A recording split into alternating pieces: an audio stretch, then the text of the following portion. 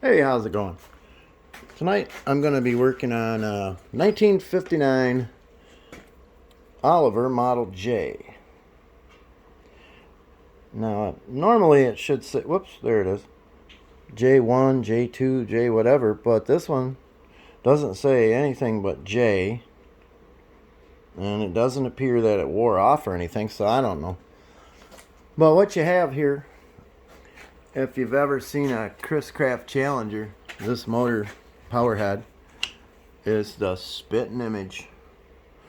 The only thing you wouldn't see on a Chris Craft is the throttle tower and the spark advance tower.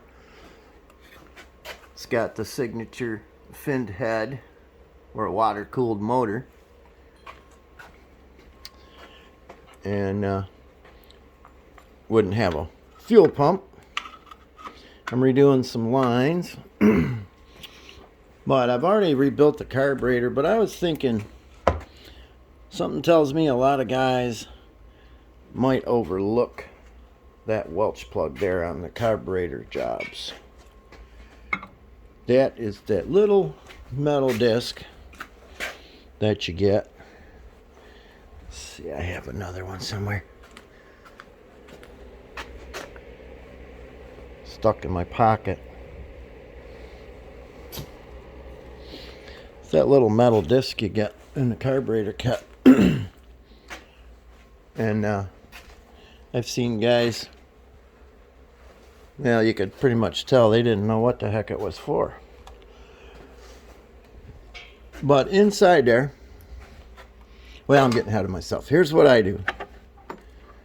Let me move this charger. I take a rather small drill bit. I've already got it popped out and everything, but you're going to want to hang on to this real good, and you drill a hole in it.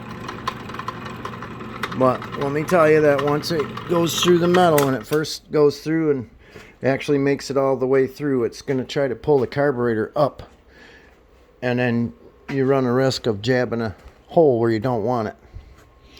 There's already holes inside there that need to be there. You don't want to add anything to that. So, well, once you get the hole in it, by the way, I think that's only like a 3/32, if that. You get the hole in it, and then you just take a pick and you leverage it out. This one had never been taken out because it had it was swaged. It was kept in there. It's called swaging. I don't know if the camera will pick it up, but there's little tiny bumps on there. Yeah, it's not picking it up. Oh, maybe you can see them. There's one right there. There's 3 of those. That's where they put that Welch plug in, and then they punch down on the actual carburetor body, and it makes it stay in there. But when you put the replacement one in, they're convex. They're dome, you know, like a dome. And you set it in there. Whoops, it flipped over on me. And I always work on the carburetor on a nice clean surface. You don't want to pick up, you wouldn't believe all the grime that sticks to a screwdriver handle or anything, any tool. Little speck of sand get in your emulsifier tube, and you're sunk before you get started. Okay, so you pop that in there, and then you find yourself a punch or similar. Here's my shift rod bushing removal tool. I'm going to put you in the tripod.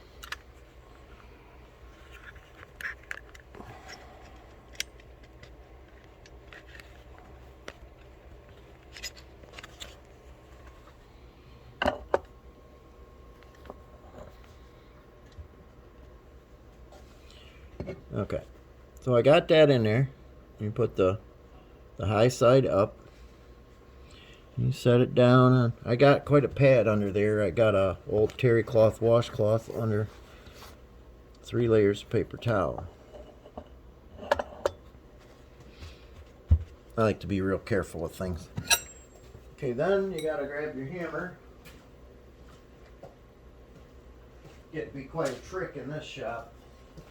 This is a busy shop. Got half a dozen motors going. And then you just tap down, and that's gonna create friction, a friction fit, because as you're pushing down on, tapping down on that dome, it's actually spreading that out and making it bigger.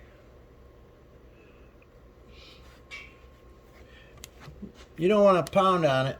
Just do nice and easy taps. Take it easy, because you can punch a hole right through it too.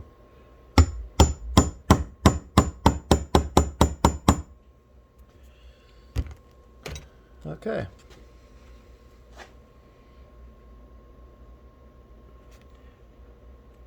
Yep, because it's a dome top, convex. You tap it down and make it concave, and it expands. And then I like to take a little bit of, I like to use seal all. It's fuel proof, not foolproof, fuel proof. I think the janitor was in here again, and he got a hold of my, here it is. Yeah, he put it over here. And he left the cap off too. Darn guy.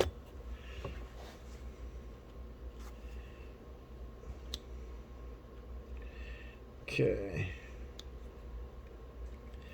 I'm taking a pick to it and cleaning it out. The cap was off of it.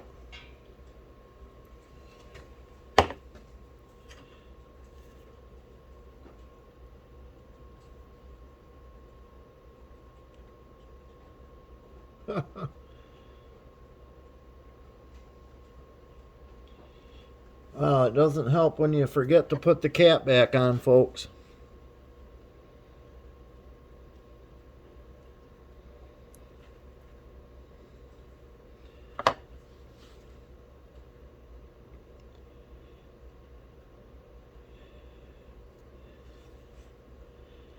Yeah, this is Goop Seal-All. Basically, to me, it reminds me of model airplane cement from when I was a kid and doing all that kind of stuff.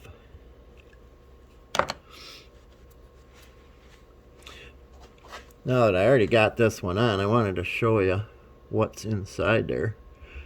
This video may not be for everybody, but the whole idea of my channel is to help those who are just learning. So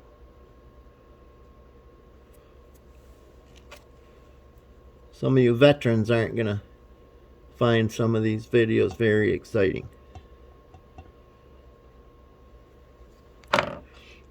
It's taking me longer to do this because I left the cap off. I can't blame it on the janitor because he quit.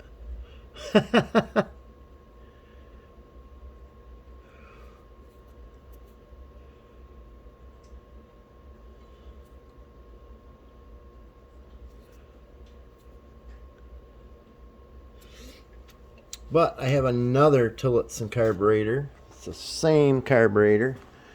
Got different setup for the linkage, but oh, that one's not open either. Here's one over here.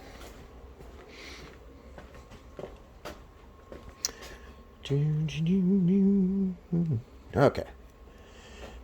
So down inside there, you're going to find a couple holes. And those holes right there inside, you can't get to those unless you take that Welch plug off. So that's why that Welch plug comes in the kit. And that's how you take it out. And then I like to take a small wire about the thickness of a bread tie. Of course, not with the plastic on it, but just a piece of wire, and and then some air. Once you clean these carburetors real good, then you want to take the air to them and blow out every orifice, every passage that there is. Those 3 or 2 holes. They'll show up inside here. You can see them. There's one of them.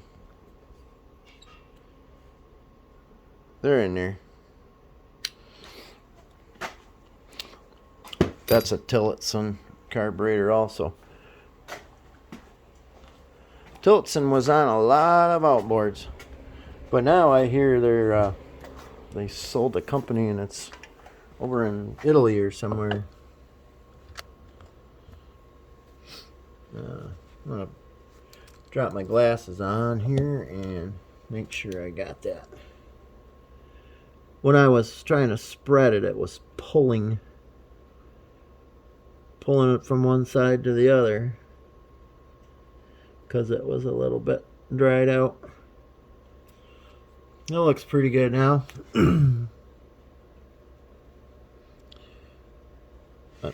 There, jeez, there you go.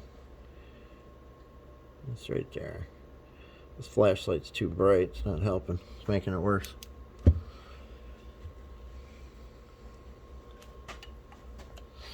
Okay, so now I'll take it over here. My other little project. These are generic coils. Army surplus coils I bought from Big Rich Outboard on eBay. And it was called a 2-spark coil. Apparently both of these, you could run a lead off of each one for a spark plug. But with Mercury and Oliver and even some Champion motors, we use 1 coil for each cylinder, so they would have only need for 1. The location of the place you can connect it happens to be about 140 degrees off. It needs to come out right directly underneath, straight down, right about there. So all you do is you're putting this band on there, solder it to that post, and then you have to solder your spark wire onto there. What I did was I slid it underneath the band. It's hard to do this with one hand. I slid the spark wire under here, come up the other side and bent it over and gave it a light twist and then soldered it. And then I got these nice pads. They're for Bendix, but they weren't necessarily for this motor.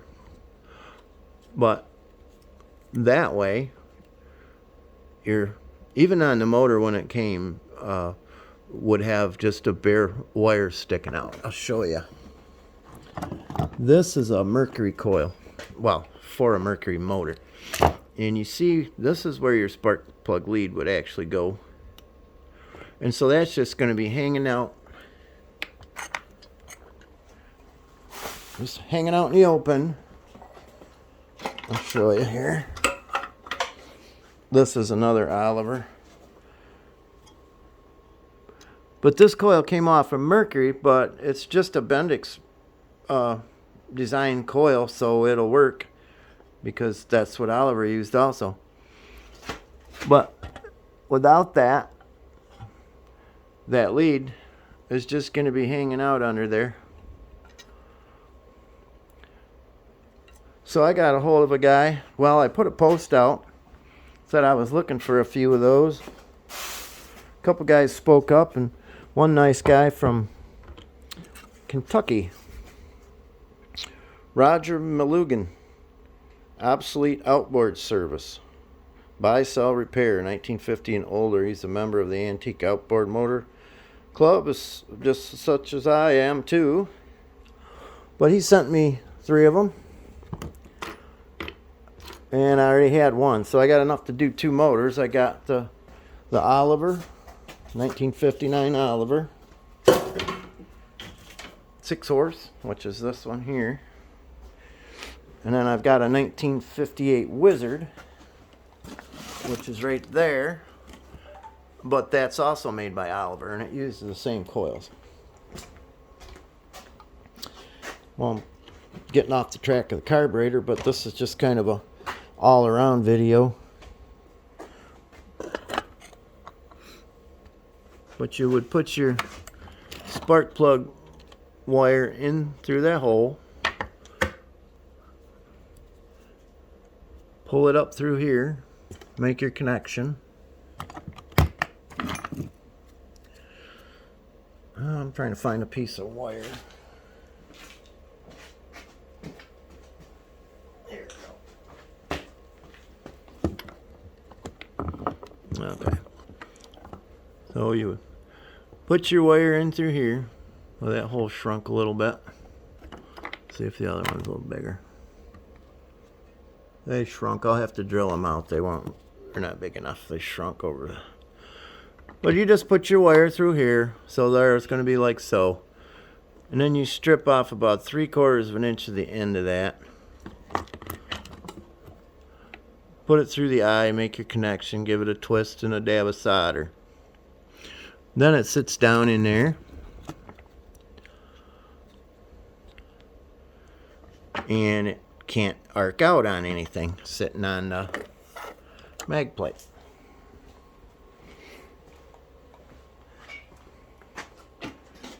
Just cuts your chances of having something arc out while it's vibrating and rattling and banging around on your boat. So that's what I did with that. Alright, so let's get the carburetor put back on.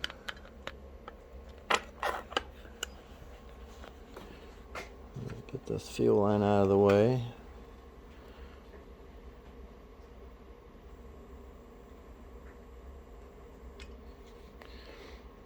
Oliver is probably one of the more rare outboard brands there are.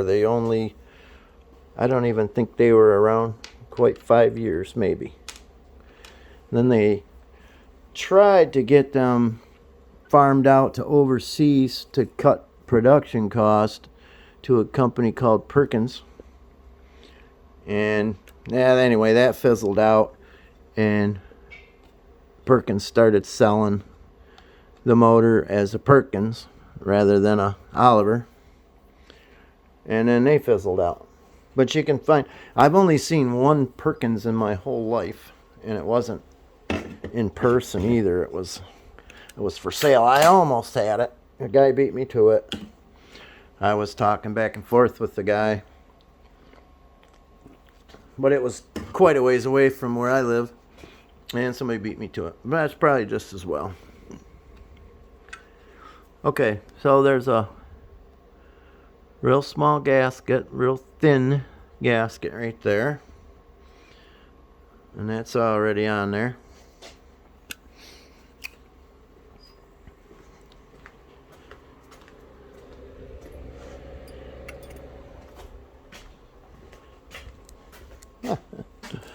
I'll tell you, I set things down and I can't find them.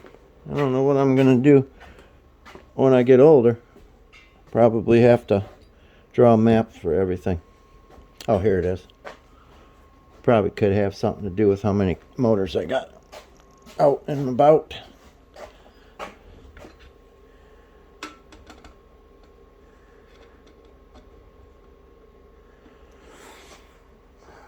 So that goes on there. And a lot of times you actually have to pull the carburetor back.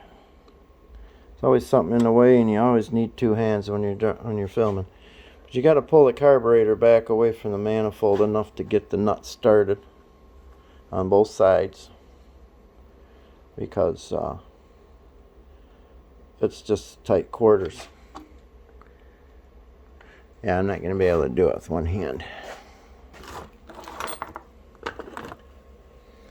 And the camera, of course, is not pointing anywhere that you can see anything. Let me flip around here real quick.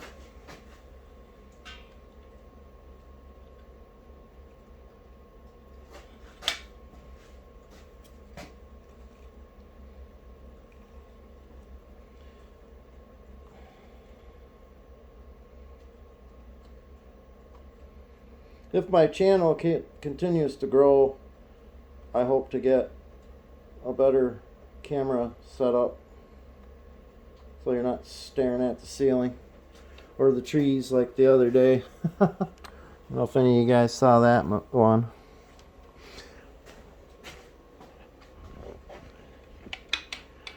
I was starting the motor and I couldn't do it with one hand. I had to hold it still with the other hand so the camera was pointing up at the sky.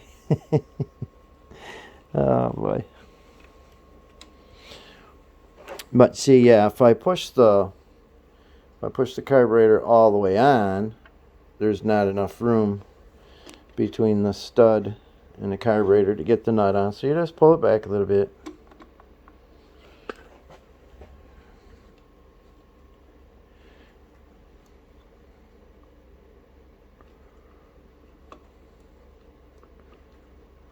Trying to do this one-handed. Got the other one on a little bit too far. There we go. Yeah, couldn't quite fit her in there.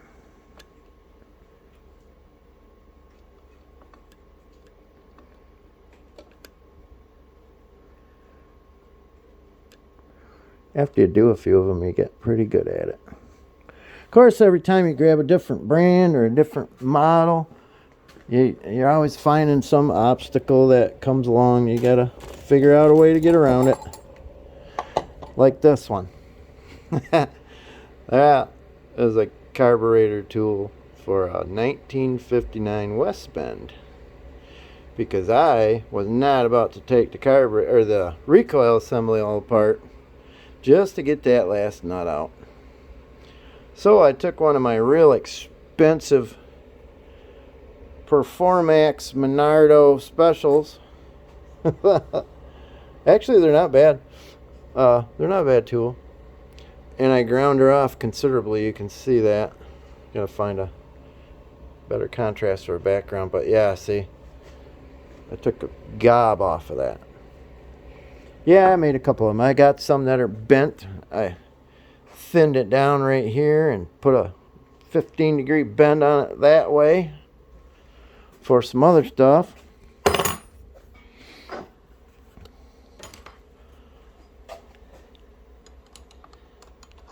Once you weaken them that much, though, you can't, there's gonna be no high torquing with that one anymore. But then again, we're just talking about carburetor nuts.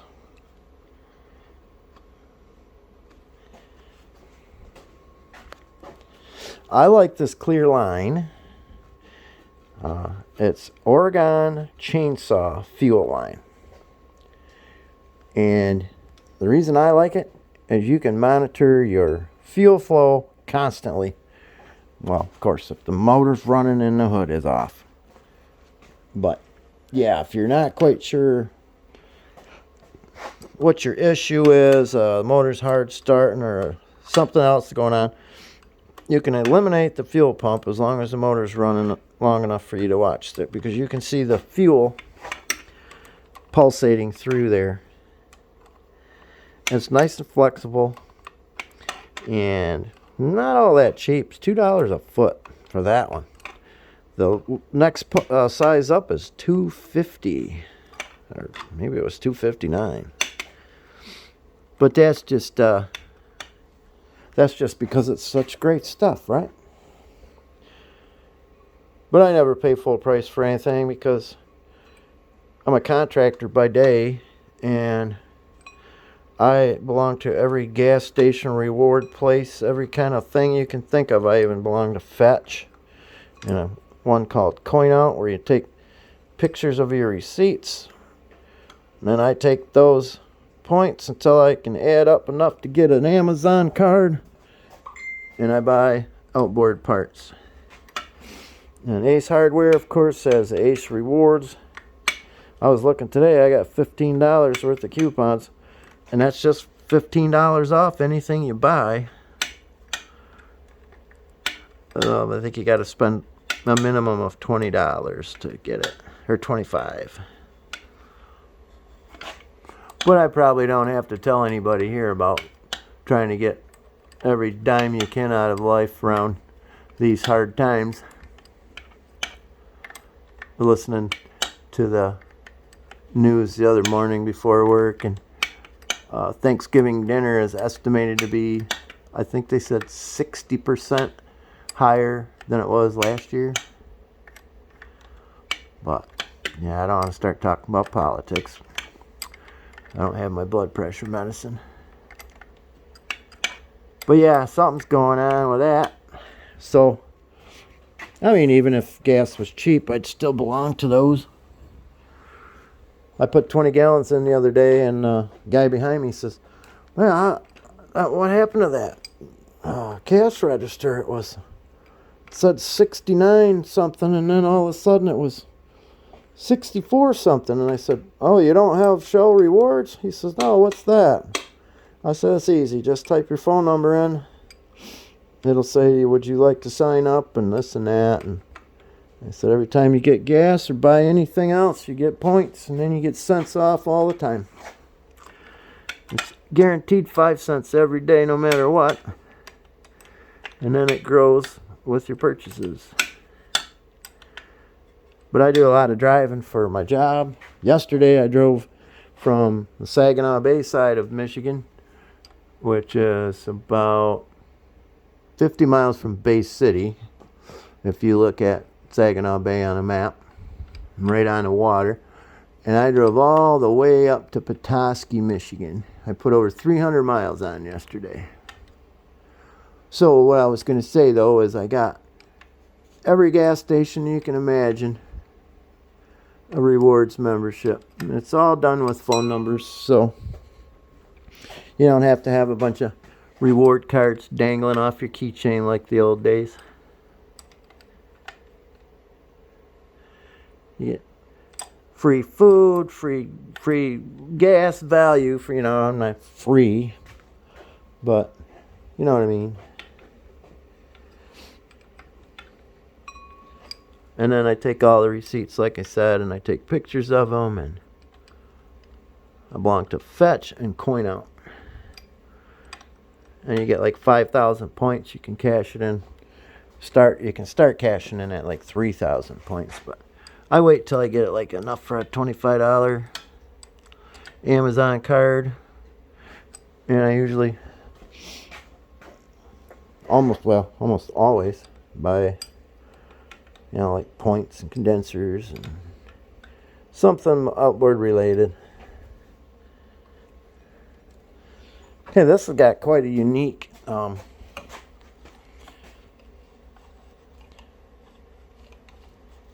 spark advance and throttle cam. It rides on that copper bell-shaped unit there. And if you ever look at a 1949 Chris Craft, you're going to see this very same thing.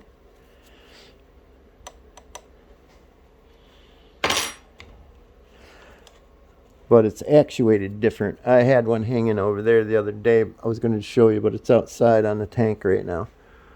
But the 49 Chris Craft, which is the same power head as this, even out to the exhaust cover and everything, you would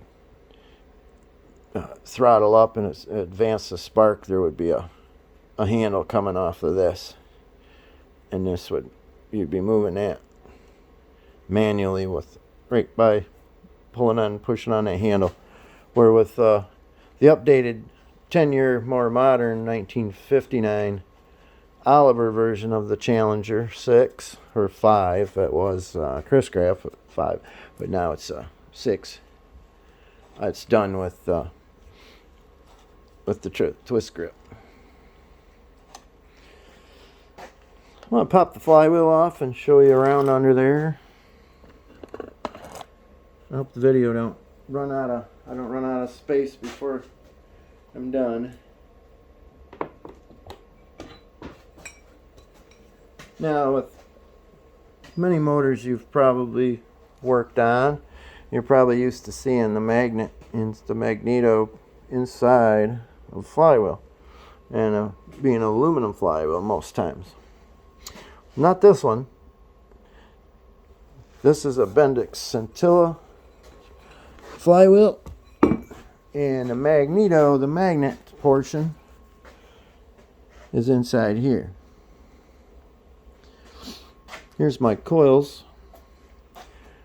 That's my, I didn't have the pads yet when I did this one. I'm going to probably take this off and redo it, because I came up with a better idea. I just couldn't wait to find out if the stories I've heard about doing that to these coils actually worked. So I just wrapped some tape on it, put it all back together, plugged in my spark inline spark checker, and gave her some yanks, and I'll be danged, I had spark. But I came up with a better idea after that. I took a piece of a bicycle inner tube, and again, that was before I had these pads that Mr. Melgan sent me. And I made an insulator. I wrapped it all the way around the copper band, and the spark wire is up under there.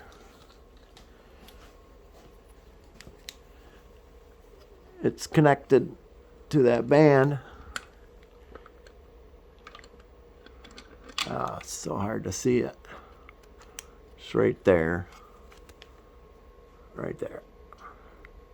And then it's clamped with the clamp that came with the design. This coil here, I just got it. This coil is off of a Mercury K7 or something. I don't remember now. But I bought it from a guy, an eBay seller in Michigan. The guy is OMC10. He's got an eBay store. So go ahead and look him up. That's OMC10. And if you're local to Michigan, he lives in Chelsea, Michigan, and you can pick up, there'll be free pickup in Chelsea, Michigan. That's down somewhere by Lansing. I opted for the mail and the shipping on the coils I got from him, because that's like 3.5 hours for me one way. But these are the type of points that an Oliver would have. Let me try I was going to try using the light, but flashlight kind of blinds the picture. So it's a Bendix Scintilla coil design. Everything about these coils that I got from Big Rich on eBay, he's a member of the Outboard Motor Club. Everything is the same. I mean, the shape and the size. The only thing different was how to wire it. And even on this one, the coils that came off of this motor, both of these leads came out the same end. And on a Mercury coil, one comes out the right and one comes out the left. But it didn't matter, because the small wire was for the ground, and there was a place to ground it anyway, so it didn't matter. But I'll show you what the old ones look like.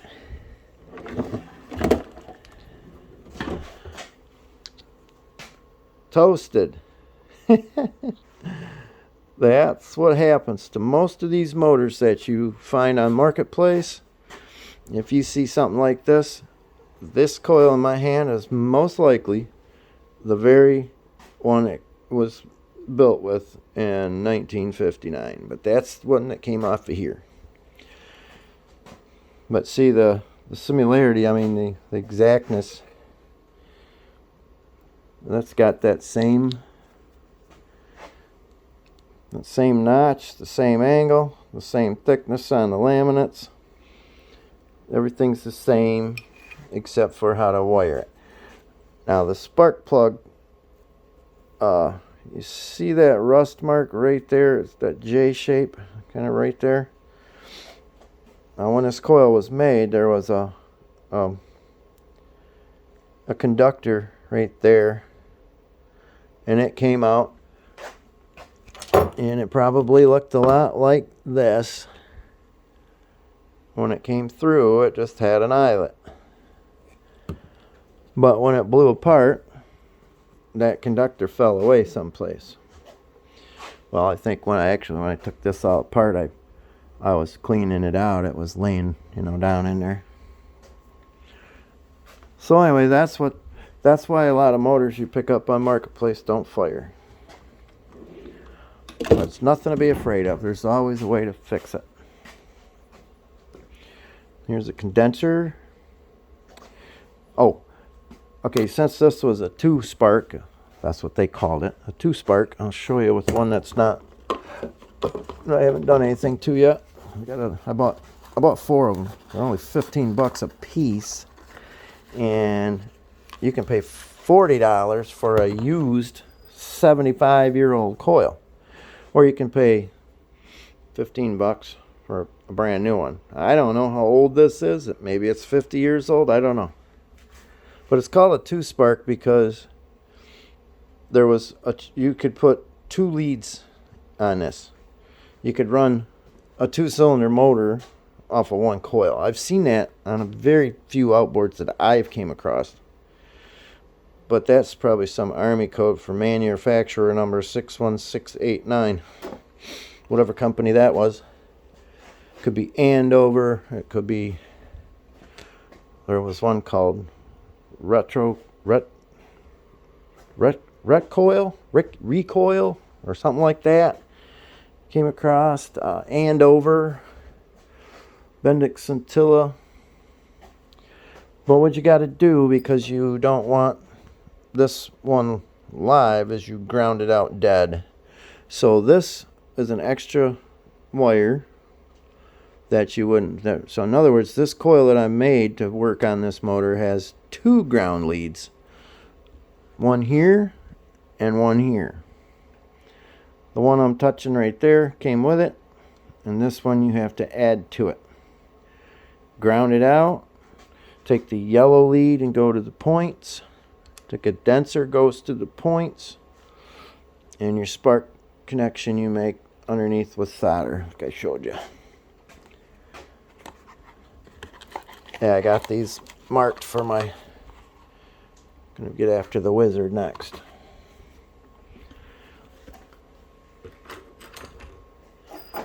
I'll make sure I finish tightening these. That looks like... I wish I could... There. That's... I didn't realize I had it up, so it was on 1. I usually like to videotape at 0.5.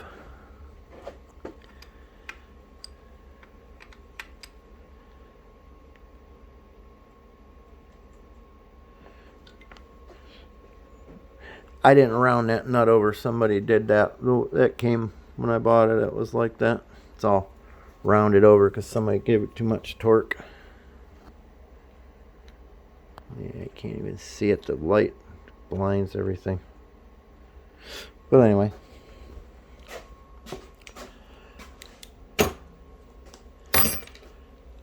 So, this one is going to come under here. And then it's going to go up and through there. I got to remove this yet. And it's going to go onto that fitting. Now the fitting on these looks like an air chuck fitting. But it's a little different in that inside there is there's a spring and a nylon ball in there that keeps the gas from, it's like a check valve that keeps it from flowing the wrong way, backwards out, So I guess that's about it right now, because everything else I got to do is going to take 2 hands, and I can't find a good place to set the camera with where it's actually... If I could have it right here, it'd be awesome, but it's 6 feet in the air and it's nothing to set it on. But I'll come back with video hopefully when I get this running. Once I do get it running, make sure it's going to be viable and worth pressing on with. Then we're going to tackle the lower unit and the impeller and all that good stuff. Alright, thanks for watching.